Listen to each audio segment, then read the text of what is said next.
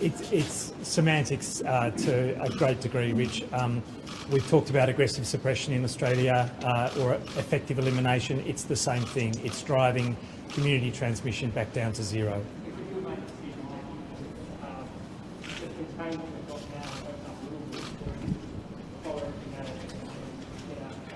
Well, it's absolutely with a view to getting completely on top of it and having no community transmission grumbling along. We can't have one or two cases out there and then open back up to the kind of settings we had before.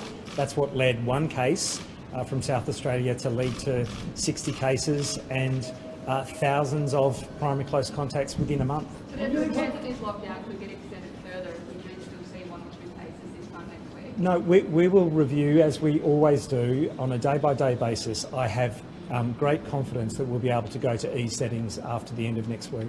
What indications do you need to see in order to make that happen? Well, obviously I expect that people will be in quarantine as they're identified as new cases now. In large part, that's a real rationale for a lockdown, that everyone is at home to the fullest extent that they can be, and therefore if they are incubating this virus and become symptomatic and get tested, they've not exposed anyone else.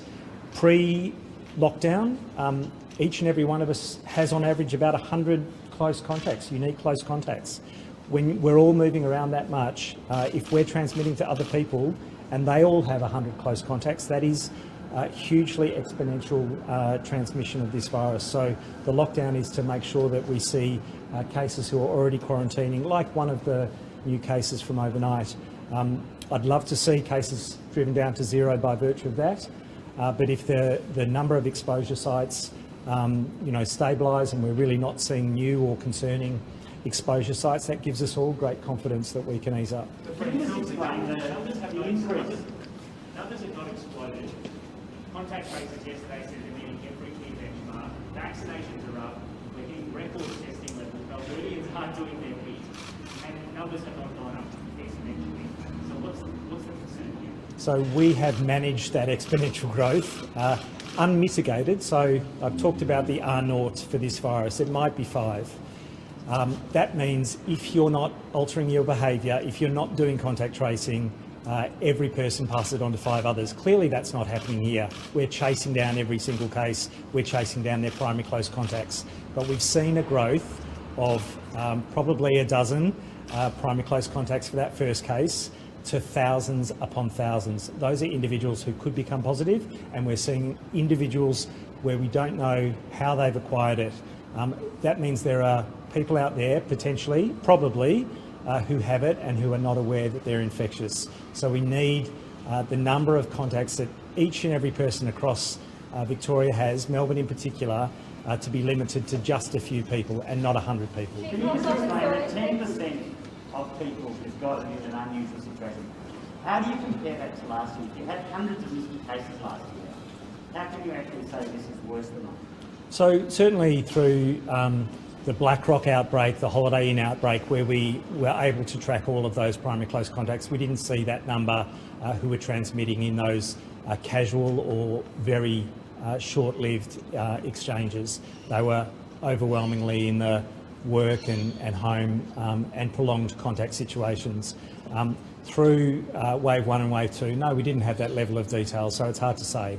But we know that these viruses, these variants of concern that we're dealing with now, are more transmissible. We know the secondary attack rate, the number of people within households, the number of people within workplaces who end up getting infected is much higher than for the original wild-type virus. So it's more infectious, and it shouldn't surprise us if it's happening in casual settings. Can you just explain that right in the hotel case, how you think that happened?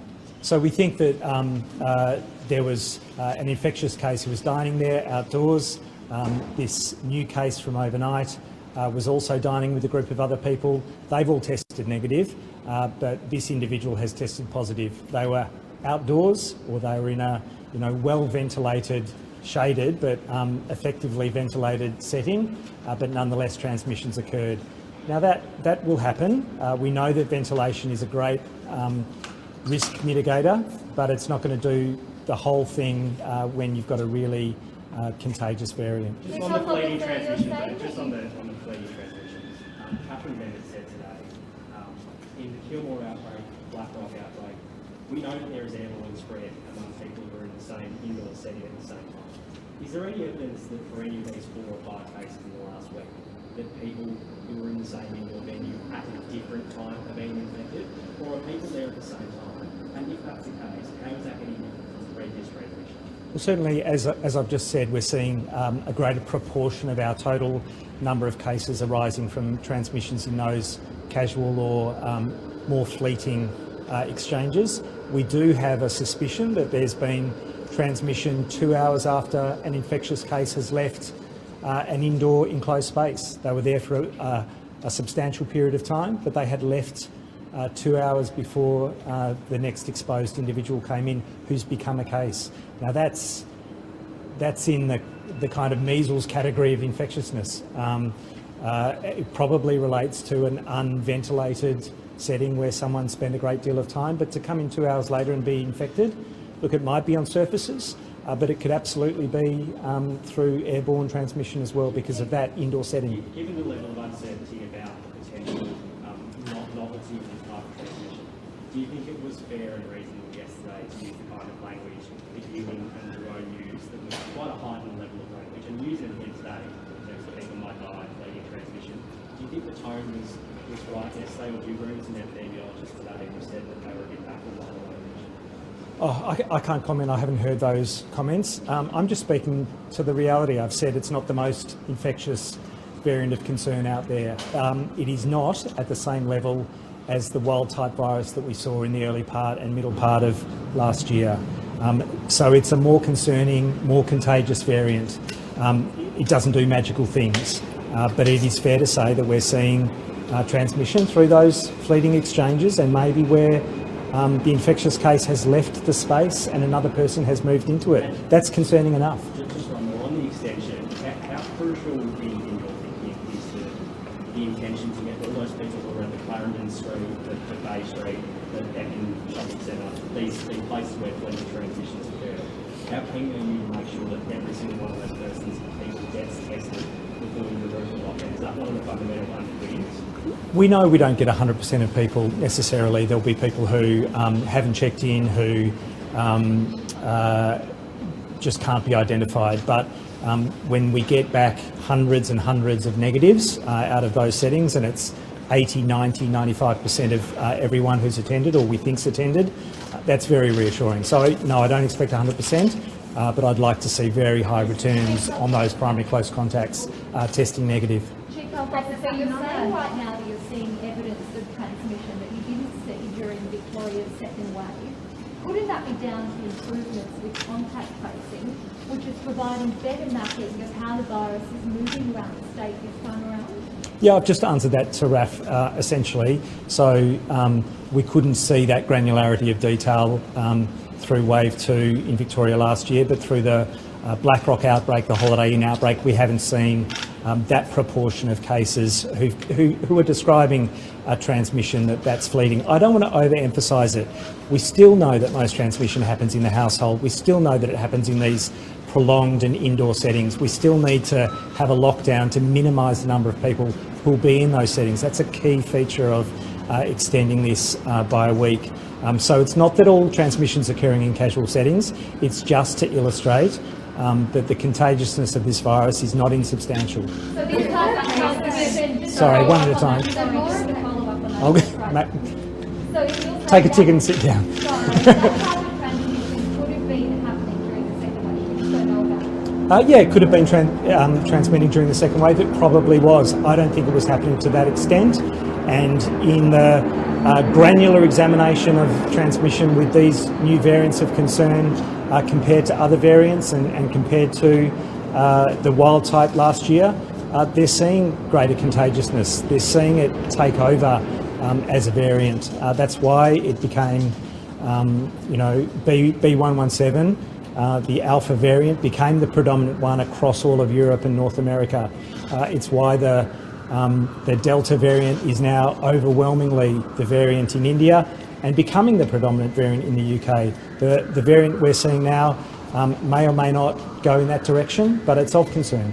So is it just the case then authorities are on top of it, contact tracing is working well. It's more that we just don't want to go out on the weekend and lose all the ground we've made. We are pulling up neck and neck with this virus, no question, and the contact tracing work that's been done has made a huge difference in controlling that exponential growth. But as I say, there are 5,000 plus close contacts, all of whom are at risk of becoming cases, and there are others out there who we're still identifying who don't know where they got it from. So there are unrecognised chains of transmission that contact tracing can't manage because they're not known to anyone. So it is through lockdown and the number of unique contacts that they have that will manage that. That's why Avalon shut down in Sydney. Pre-lockdown, they would have had 100 close contacts. Afterwards, they had 4 or 5. That makes a huge difference. With most of the cases then still being in primary close contacts, but not all, what's your feeling on the impact that contact tracing has had versus the lockdown has had now? Because obviously if contact tracing is working and all of these people are already isolated, then lockdown has less impact, but kind of can't be seen over just a week. So what's your feeling on how we've got to where we are with the 2 triggers? Yeah, I think contact tracing has done all the heavy lifting to this point in time, almost all the heavy lifting to this point in time.